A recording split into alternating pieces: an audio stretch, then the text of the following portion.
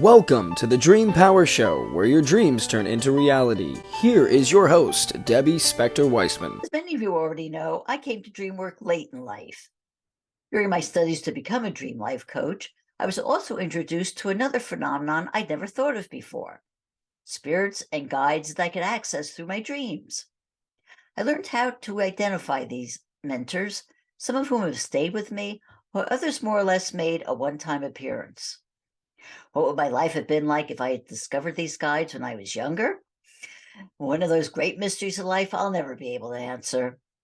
Or maybe my guest, Linda Deir, has some opinions about this. Linda has been aware of her own guiding spirits since childhood, and the insights and awareness they've given her have had a profound effect on her life. She's written about this in her book, Guided. Her spirit guide angels were her best friends and life coaches. So what are these guides and how do they work? Can we learn how to access them by ourselves? Let's hear what Linda has to say about this. Welcome to the Dream Power Show, Linda. I'm so glad to be here, Debbie. Excited to be here. Well, I'm excited to be talking about this. Linda, I tell you, you have a remarkable story about how the dreams that you had as a girl help you survive what could be described as, I'd say, less than desirable childhood.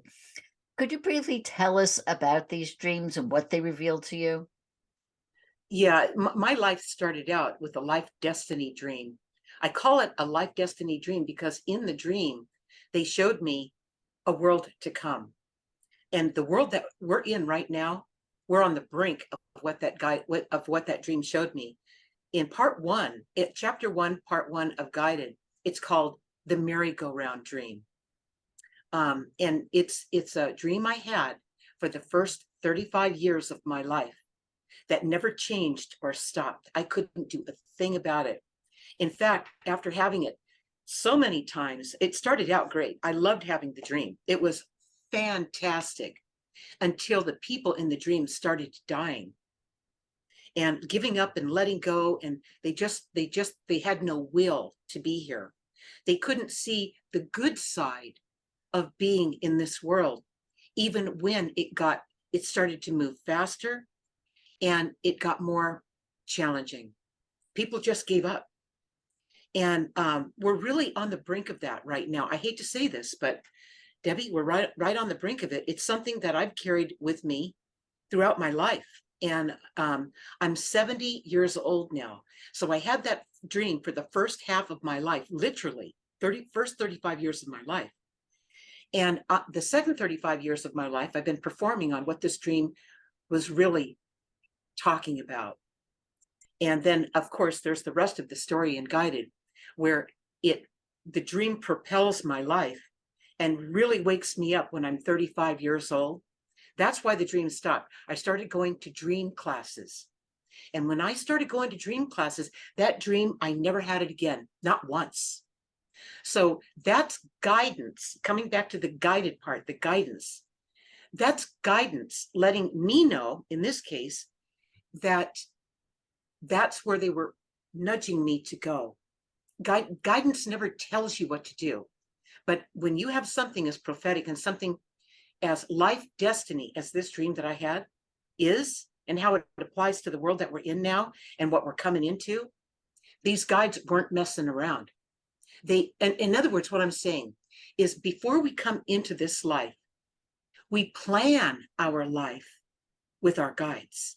We don't just haphazardly show up here by accident and randomly run through this life, having no meaning at all, not having any purpose or knowing who we are. That is the total opposite of what's really going on in this world. And I know this.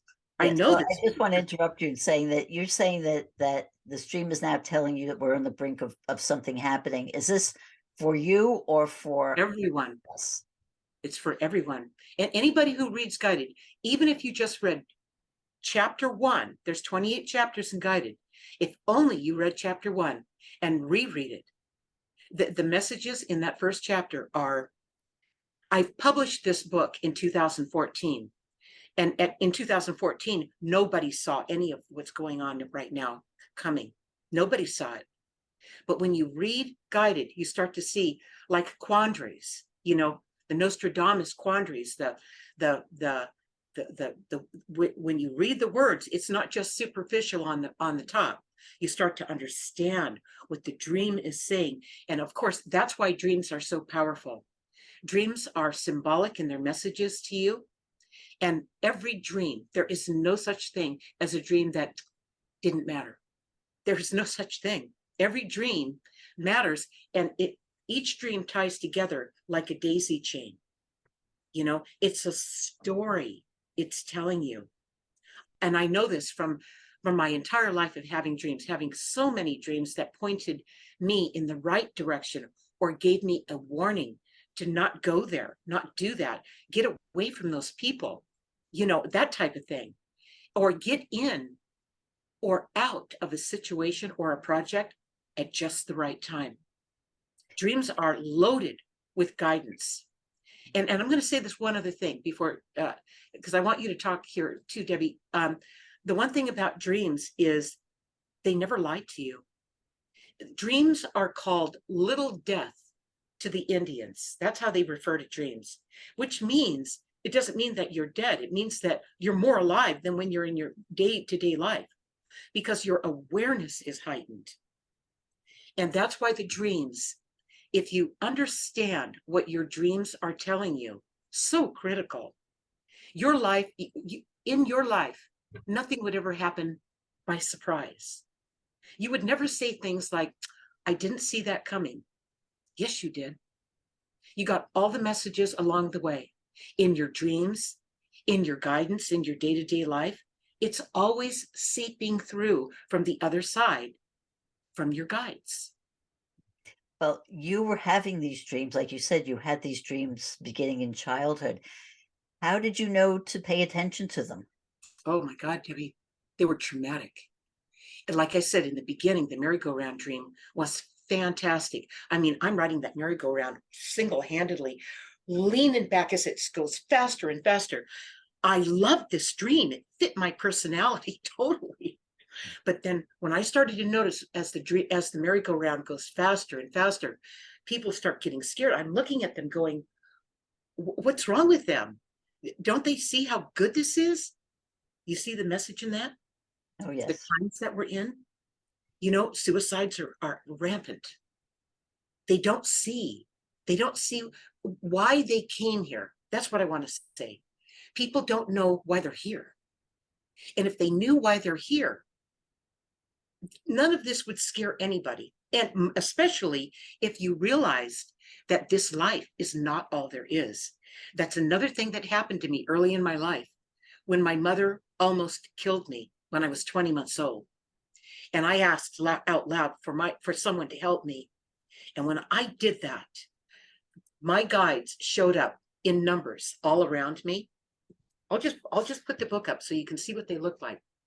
I took this photograph of them right here at Christmas time in 1994.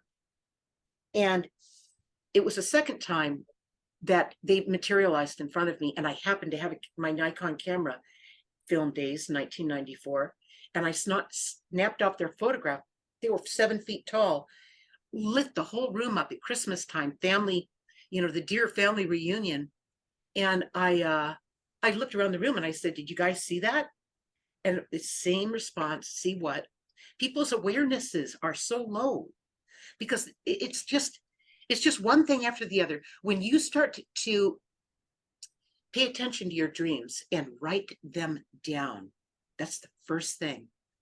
If you don't write your dreams down, it's gonna pass like a thought you had that you forgot. Okay, it's like deja vu. You can't remember it. You have to write it down. And that's what I teach people. I teach them to write it down, bring their dream to me, and then we break it down. Because you don't understand your dream until you dive into how that dream made you feel. It's absolutely. I'd say that emotion is one of the most important part of understanding the dream. Right, Debbie. It's everything. You want, and I've got a book. I've got the companion journal to Guided called My Guided Journey. And this book takes you through a process in self-inquiry where you write down whatever it is, something that happened in your daily life, your dream, whatever it happens to be that was unusual or out of the ordinary. Write it in this journal. And the next question that comes up after you write it down is, how did that make you feel? If you really flush it out, how it made you feel. Consciousness resides in the details. So the same applies with how it makes you feel until you really dive into it and flesh it all out. In the beginning, your answer to how it feels will be, oh, it felt good, it felt nice. It was, no. That's like taking the thin rock and skipping it across the water. It touches the surface, but it doesn't get into what the dream's really meaning to convey to you until you write it down and pour out how it feels onto the page. And you really do a good job of that. That's what I help people do when I coach them. I get in to the depth of how it feels. And you know what happens next? The third question in the journal is, what realization did you have? And you know what? The realization is a natural byproduct of flushing out how it feels. When you have that aha moment, that's not something you had to go dig for. That's just something that showed up when you really did the how it feels part. And when when you have that aha moment, that moment of empowerment, the action you take, which is the fourth question that you write down, what action are you going to take, is a no-brainer. It's obvious what the answer to that is. Well, it's really important that you said that, because it is true that the action is, I would say, next to understanding the emotion, it's the most important thing, because a dream is just a story unless you take action on it. Right. But that leads me to this question, though. One of the things that you say is, the guides would give you messages, and the messages would often involve change, and change is not easy for people, and a lot of people will resist it. So how do you listen to the guide and actually take the action when there's all that resistance there? I'm going to repeat myself. This is so critical. It sounds too easy. You have to write it down. It has to be written down. As soon as you the person takes the effort to write it down and close the book, and then look back at it, open what you wrote down the next day or the next week, and read what you wrote, then you're going to see it from a whole new perspective. That's when you're going to have the ability to write down how it made you feel. But you have to write it down. If you don't write it down, you will not bring these dreams and these messages into consciousness. They'll be there like the thin rock that you skip across the water. It'll just touch the surface, but it will never go down to what it meant to convey. It will never reach that. If you've got to write it down. Well, Linda, I want to get back to the guides that have been with you your entire life. How did you know they were guides, plural? And, did you have conversations with them, or was it just the dreams that you had? It was all the time. It was the dreams and the conversations. And really, just to get so your viewers understand the essence of what you're asking me. All right. When I was 20 months old, my mother almost killed me. And when that happened and I asked out loud for someone to help me, I woke up, from the incident, and they showed up in numbers all around me. And I instantly stopped panicking. They telepathically, they calmly looked down at me, calmly, so calmly. And they all looked down at me like they remembered me, like they knew who I was. And when they did that, they telepathically started communicating to me. It started all coming through. And I was remembering myself. I was remembering where I came from before I got here, just 20 months later. So I was having a whole awakening. It's like, here's the best way to describe it, as I've tried to describe it many times before to people. It's like my amnesia was wiped away so they could reach me. Now I'm 20 months old. I'm not at the age of reason, far from it, but I know what I know. See, when we come into this world, we know. We just do. We don't question it. We don't show off. We don't, we can't even communicate it. But we do. We're little beings of knowingness, is what we are. And when they enhanced that, when we had this communication, then I had this complete understanding that this world is not all there is. That was the big takeaway that day. And I walked away free from fear. That was, I even at that age, I knew something amazing happened. I was not alone. I was not alone. And I had someone on my side. I mean, they saved my life. Okay. So how do I know who these guides are? And I know their energy. I know them from a heart-centered place. I remember myself when I do my best, I'm more like my guides, because they're my teachers. They're my life coaches. So I just know them. I know them. I know the instant something comes through. The key is to keep your ego out of it. That's the key. And what happens when your ego gets involved? Yeah, when your ego is not in the way, you're going to know the difference between something that came from you as opposed to something that came through you from somewhere else. Okay, that's the difference. But you've got to be like the guides. You have to be calm with your energy. And if we get jacked up and all upset and excited or what, we're not, we look like we've got more energy, but we don't. We're not connected. Yeah. So this is something that you were aware of, like you said, when you were 20 months old, you became aware of this. Do you think that this is something that we all have within us, and then society or whatever beats us out of it, or what? Yes. Debbie, I can't say it better than what you just said. That's what happens is we come into this world. I'm gonna dramatize this, okay? We come into this world, and the first thing you get is whack. Okay, whoa. Okay, it's already cold. I mean, you've been in a nice warm place and it's already cold. And then you get this shock. And I'm telling you, these shocks are brutal to the person's soul.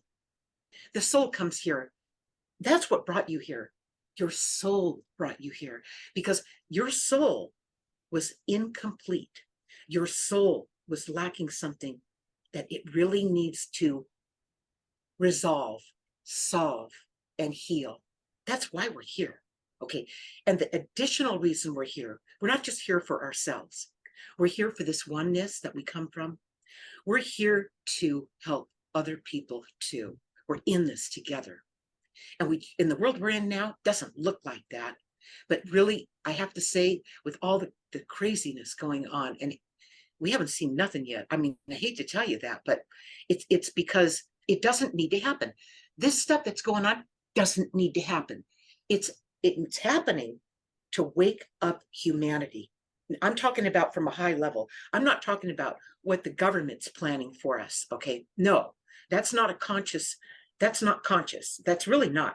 Okay, but from this higher awareness, the whole reason we're here and what our part is in this life will show up in your journal writings and writing your dreams down. That's the beginning. It's critical that you start doing that. And then you're going to get your own answers. You're going to know when you hear something, it won't go right into your fear. Ooh, where you freak out and you go into panic. No, you will not do that to the information, whether it's true or not. You won't do that. What you'll do, in my case, you will write it down. You will write down what that was that unusual, out of the ordinary, unusual thing. It doesn't have to be a spiritual, unusual, or out of the ordinary thing. It doesn't have to be a dream, unusual, or out of the ordinary thing. It could be in your day-to-day life, something just blew your mind. Write it down, please write it down. Because what's going on is you're unconsciously walking through your life and you're scared. I would be scared too, if that's how I was living my life. Mhm. Very, very, very important thing to mention there. You say that you help other people, with their dreams and to get their guidance. How do you get them? How do you help them? Talk to me about that. Well, what they do is they send me their dream. I've got a page on my website called Dreams. And there's a whole bunch of dreams that they can see how I work. Here's somebody sent me this and I answered their dream. Here it is right here. And then they can go on down. And it talks about the merry-go-round dream is the featured dream on that page. lindadeir.com/dreams. That's it. All right. And when you go there, you can peruse through the dreams that I've done. That's just a few dreams. I think I've got 80 up or something. And then they can say, submit my dream, takes them right to the product page, and it's $20. I mean, they send me their dream and it takes me no time at all. In fact, the fact that I'm not them interpreting their dream makes it way easier for me, because I'm not trying to avoid something. I don't have a bias. I just see it for what it is. I break it down from a spiritual, symbolic point of view. Okay. And then there it is. This is what this dream is telling you. And that's what I do with the dreams. Mhm. Yeah, it's very interesting you say that, because it's always been my understanding that it's really more important for the dreamer to have that understanding. And if you're telling the dreamer what it means, is it sort of... Well, what it does, Debbie, is I talk to them in a symbolic way. I talk to them from a universal language, okay, that everyone can connect with. I don't tell them what to do. I don't tell them, your neighbor's going to come over next week and they're going to land a surprise on you. I don't do stuff like that. What I do is I break it down symbolically. The cat is feminine energy that you threw out the window, that you're throwing away, that you're discarding, that you're underestimating, that your feminine energy is at stake, and you need to take another look at how you're taking care of yourself. Feminine energy, take care of yourself, and how you take the time to be more feminine, more female. It could be a man. Your feminine side of you, you're abusing it. Okay, and it could be that in your life, you're also taking it to the lengths where you're abusing women. You're going to know it when you see the interpretation. You're going to know it, okay? It's not something I have to tell you. You know how it's going to apply to your life, the way I respond to you with breaking down the symbolism. And then they They're take... going to know. They're going to go, oh, that's what they always do. Oh my God, thank you. But I didn't tell them. They knew the part of their life that shined the light on, and they could identify it. So you talk in your book, though, you talk about the guides who have come to you. Does everybody have their own specific guides, or is it just this collective energy that's out there? Okay, I love that question, Debbie. Love it. Okay, you come in with guides. These guides are the guides that you planned your life with.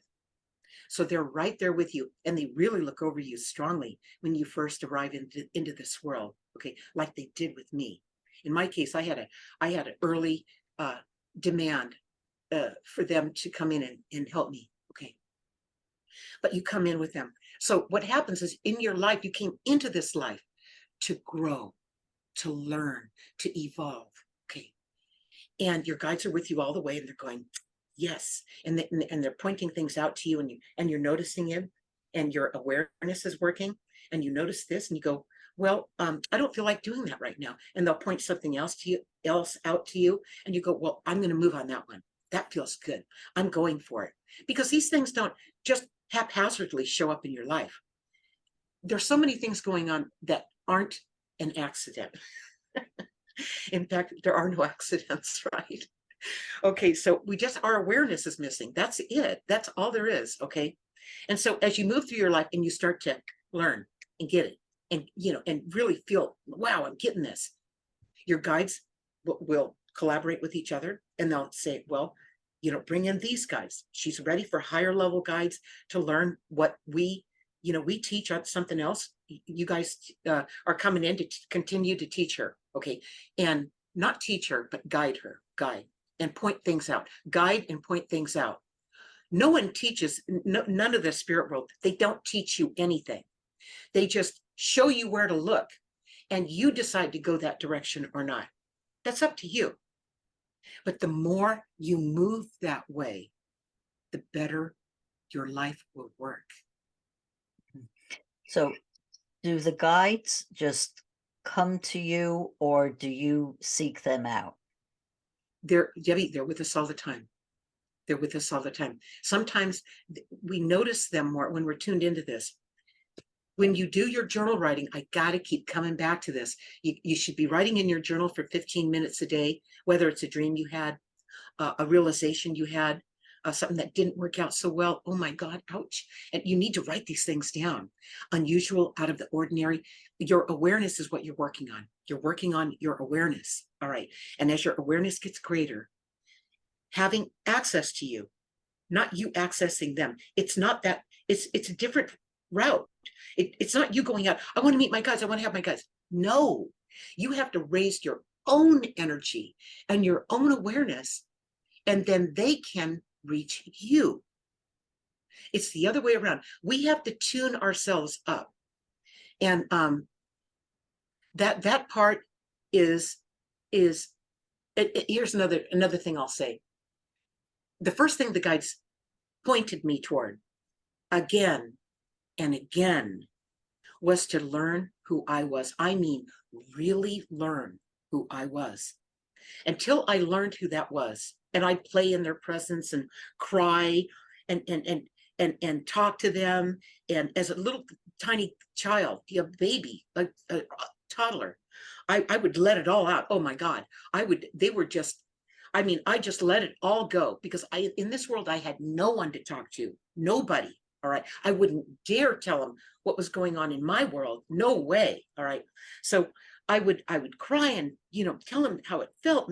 And I'm so mad. And, whatever it was as that little kid, from that conversation that I learned to have with my guides as I figured things out, because of the influence they had, I would all of a sudden understand something. I'd calm down. I'd always know, because I would calm back down, and I was getting answers. I was getting things that made sense, not this drama and hype and dysfunction that's so prevalent in this world. None of that. No judgment, nothing. I had the best friends. I call Unfriend Guided. They're my best friends and life coaches. It really describes it. So they're with me all the time. And even when I'm just walking around, and sometimes I go to bed at night, and they just keep sending me more insight into the project. They're great working with projects. And I've always had a project going, and they're right there to help me. I get stuck. I can't figure it out. And I don't know, I'll go have a sandwich and come back. Bam, it comes through. It just, I got out of my way for that moment. The sewing machine was discovered in a dream. Did you know that, Debbie? Oh, yes, absolutely. The sewing machine. And I just have to cut you off here, because there's so many questions I have to ask, but we're out of time. So I just have this final one. Linda, how can people find out more about you and your work? Okay. Say the name of your program again, Debbie. Dream Power Radio. Okay.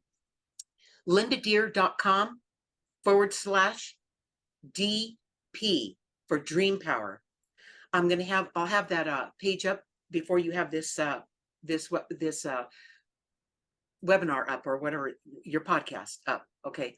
I'll have it up, and it'll be live, so they can go there and they can see this program. Those who watch this and want to know more, they can go there. Wonderful. Well, Linda, thank you so much for being on Dream Power Radio today. I loved it. Thank you, Great. Debbie. We've been speaking about guides with author and dreamer Linda Deir.